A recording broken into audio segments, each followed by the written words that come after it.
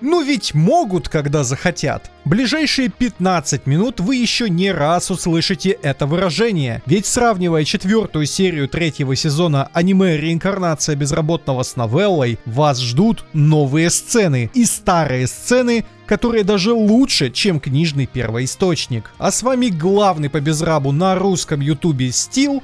Вы на канале Steel Editing, и здесь я рассказываю про все, что мне интересно.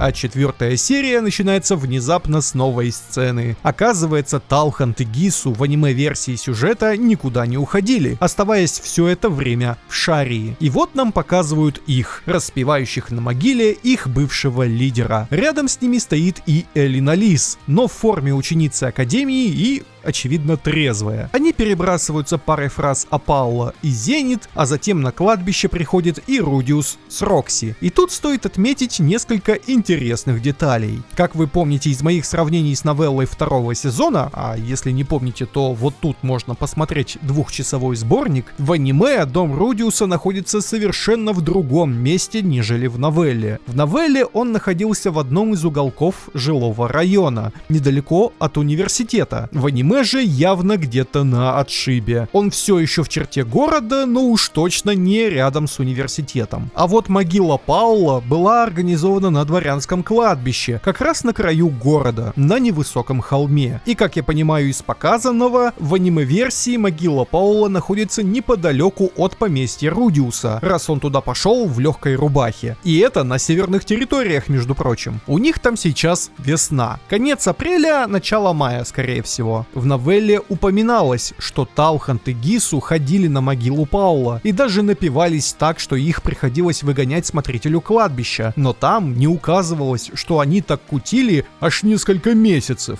В общем, приходят Руди и Рокси, а Элина Лис объявляет о своей свадьбе с Клиффом. Я надеюсь, в аниме нам ее покажут, хотя бы мельком, а не вырежут. Очевидно, жопы поборников морали снова подгорят. На эту новость Талхант отвечает, что нужна ему какая-то свадьба похотливой эльфийки, на что эта самая эльфийка обижается. Я вот не припомню за всю новеллу, чтобы Талхант был груб или язвителен ни по отношению к Элина Лис, ни по отношению к кому-либо. Так что, возможно, это отсебятина. Хотя после того, как выяснилось, что всю историю с курткой Эрис придумал сам Рифуджин специально для аниме, я уже ни в чем не уверен. Далее Гису достает мешок, и нам спустя 2 года реального времени показали лут с Гидры. Если все эти монеты это золотые монеты Асуры, то Руди сейчас богаче некоторых лордов. Дележ добычи нам должны были показать еще во 2-м сезоне, но спасибо, что не забыли и показали хотя бы здесь. Также в аниме слегка занизили долю Рудиуса. По новелле Рудиус получил свою долю, долю погибшего Паула и половину доли Талханда, который сказал, что был бесполезен. Вера и Шера отдали по половине Лилии, а та отдала эти деньги Рудиусу. Итого 4,5 доли. Плюс, очевидно, Рокси получила свою. Но вот держит она эти деньги у себя или влила в семейный бюджет, неизвестно. В аниме же Рудиус получает свою долю, долю Паула и небольшой бонус от Талханда, Гису и Элина Лис, то есть примерно 3 доли добычи. В общем, обезьяна и дворф уходят, и у меня от этой сцены прямо вайбы фрирен. Талханда мы в основной истории уже не увидим, а вот Гису еще появится, правда очень не скоро. И вообще, зная последующие события, так... какое бы слово подобрать?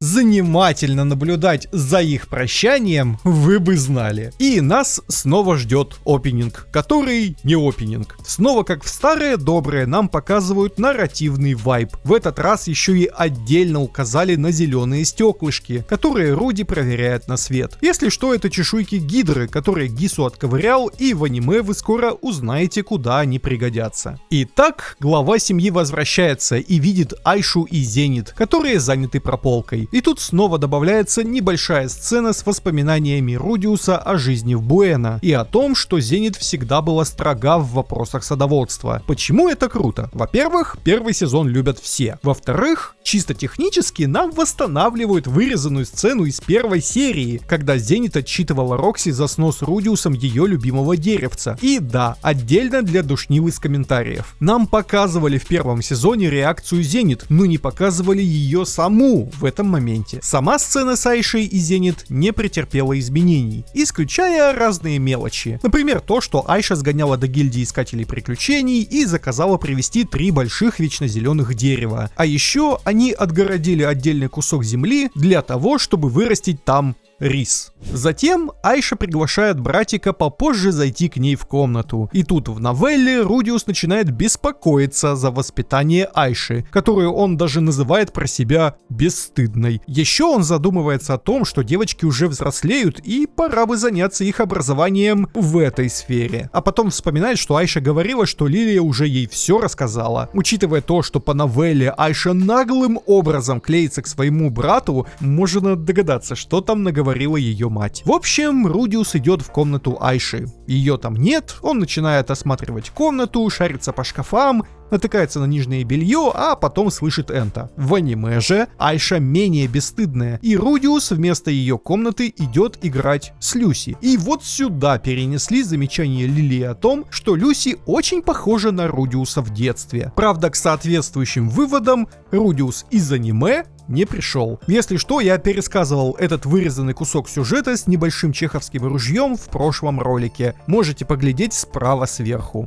Комната Айши перенесена с доскональной точностью. Даже не забыли воткнуть упоминаемый в новелле кактус. В общем, Айша случайно вырастила у себя в комнате Энта. В аниме Рудиус дает справку о том, что в этом мире энты — это как слизь в играх. Монстры, которые встречаются повсеместно. Ага, настолько повсеместно, что за все аниме нам Энта показали второй раз. А в первый раз вы даже не знали, что это Энт. В новелле же именно против Энта была впервые использована сигнатурная каменная пушка Рудиуса. И именно из-за энтов демонического континента пушка стала заклинанием, которое он использует подсознательно. В аниме же он кидается ей по приколу, наверное. Да, в первом сезоне было в резни не меньше, чем во втором. Да и от себятины тоже. Несмотря на это, второй сезон большинство хейтят, а первый восхваляют. Вы уже поняли, у меня есть 1,5-часовое видео с полным сравнением первого сезона с новеллой, а посмотреть его можно либо здесь, либо пока еще в раннем доступе на Бусти, по первой ссылке в закрепленном комментарии. Огромный пласт контента стоит по цене пачки чипсов, а если вам больше нравятся реакции, то там мы с ютубером Pain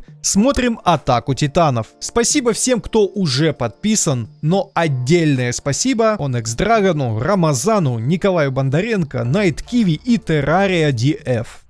Итак, Руди прям ни в какую не желает видеть монстра в своем доме, и Айша прибегает к шантажу. Вся эта сцена идет в точности по новелле, за исключением маленького, но крутого добавления. Только в аниме Руди взмаливается богине, чтобы та навела его на правильное решение. И богиня с собственной персоной появляется в дверях. В новелле же богиня пришла без молитв. Вся дальнейшая сцена также идет ровно по новелле. Затем нам показывают, как Рудиус и Клифф вместе работают над исследованием чешуек Гидры. И эта сцена, как и сцена с последующим приходом Занобы, тупо гениальна. А гениальна она потому, что в короткий хронометраж аниме впихивает максимум смысла. И то, что в новелле было длинными пространными размышлениями Рудиуса, в аниме визуализировано. Более того, если в новелле исследование с Клиффом и разговор с Занобой — это две разные независимые сцены, в аниме их скомпоновали как обычную встречу друзей.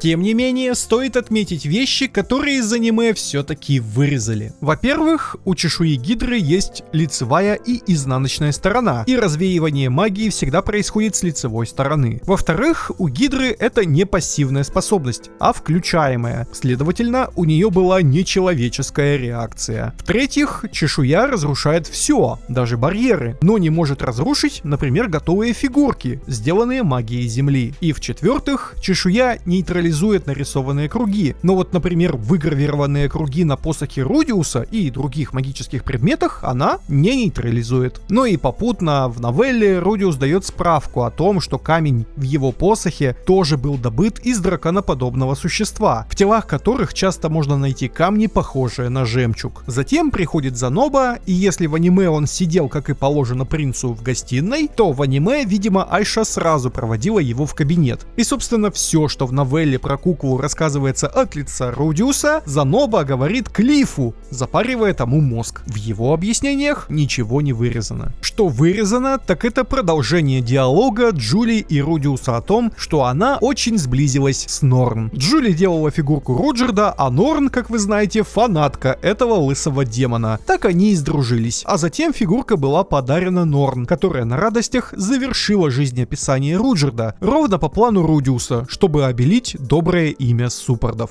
В аниме же нам только в одном кадре показывают взаимодействие двух девочек, и зрителю предлагается самому провести логическую цепочку. Можете написать в комментариях при просмотре аниме, было ли вам понятно, почему они сблизились. Вообще в этих стоп-кадрах впаяно слишком много смысла и отсылок, особенно на кадре с Зенит и Лизой. В кадре с Рудиусом смысл превышает все разумные пределы настолько, что у того отрастает рука. Ну, понятное дело, просто забыли покрасить в цвет перчатки. А дальше в аниме происходит сцена максимального недопонимания, с которой я орал как чайка, что при чтении новеллы, что при просмотре аниме. Вся сцена упрашивания Рудиусом Рокси идет в точности по новелле, и это замечательно. Только две вещи отличают эту сцену от новеллы. Первая, они находились не в садике, а в кладовке спортинвентаря. И вторая, Фитц всегда носит черные очки. В аниме же Сильфи ходит без них. Далее в аниме Рокси, Сильфи и Рудиус едут на Мацуказе подальше от города. И эта сцена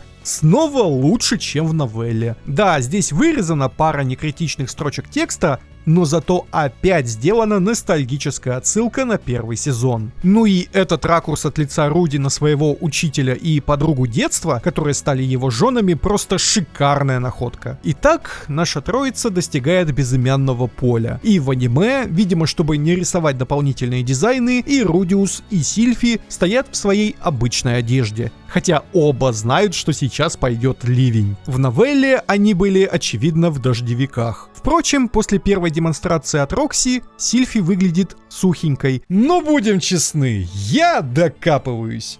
Потому что вся сцена становления Рудиуса королем воды в аниме выполнена просто шикарно. Визуал, музыка, эффекты молний, все на достойном уровне. Эмоции захватывают почти как в новелле. Но самое главное, аниме-адаптация еще лучше, чем в новелле. Благодаря добавлению вставок из глаз Рокси, которая снова проживает то же самое, что и 10 лет назад. Маленький мальчик, получающий ранг святого, стал статным юношей, получающим ранг короля. Ну ведь могут же делать круто, когда захотят. Давайте вместе похлопаем студии Бинт. Несмотря на крутость, в аниме убрали мысли Рудиуса о непосредственной механике заклинания. Например, того, что в отличие от кучевых облаков, молния для управления требует грубой силы. Но дальнейшие исследования Рудиуса в области магии обязаны будут показать в следующих сериях, поэтому пока я не буду считать это вырезнёй. Наконец, в конце серии происходит возвращение домой. Это еще одна дико красивая сцена, и она идет в точности по новелле, за исключением того, что в книге Сильфи полностью пересказывает свою жизнь после катастрофы телепортации. Она заключает, что если Рудиус не обучил бы ее магии, то она бы тупо не выжила, а если бы ее и не портануло в воздух, то, не став стражем принцессы, ее бы просто продали как рабыню. Рудиус же задумался о том, что если бы Рокси не вытащила его за околицу, то он бы не встретил Сильфи, не познакомился бы с Эрис, Гислен и Руджердом и вообще умер бы после катастрофы. В новелле же Сильфи свой монолог заканчивает мыслью, что если ей просто повезло встретить Руди и заполучить его первой, то кто она такая, чтобы перечить другой любви, которой просто не повезло. На этом серия завершается, и у меня вопрос. А куда в аниме дели 3 главу 13-го тома про тренировки Рудиуса с Норн и ее фан-клуб? Кусок главы про Айшу нам показали, а про другую сестру нет? Может быть, она будет перенесена на следующие серии, но в любом случае фанаты Норн не простят такой вырезни.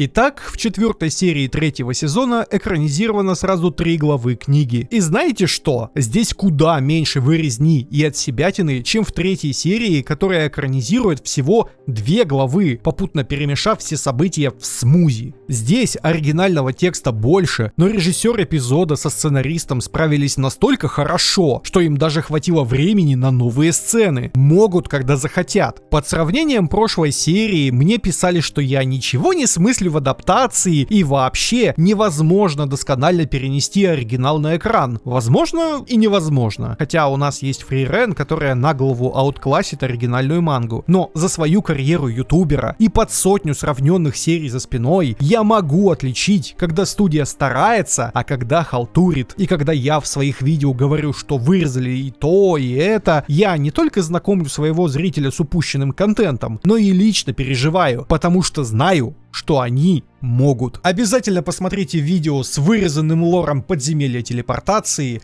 А на сегодня все. Всем удачи и всем пока.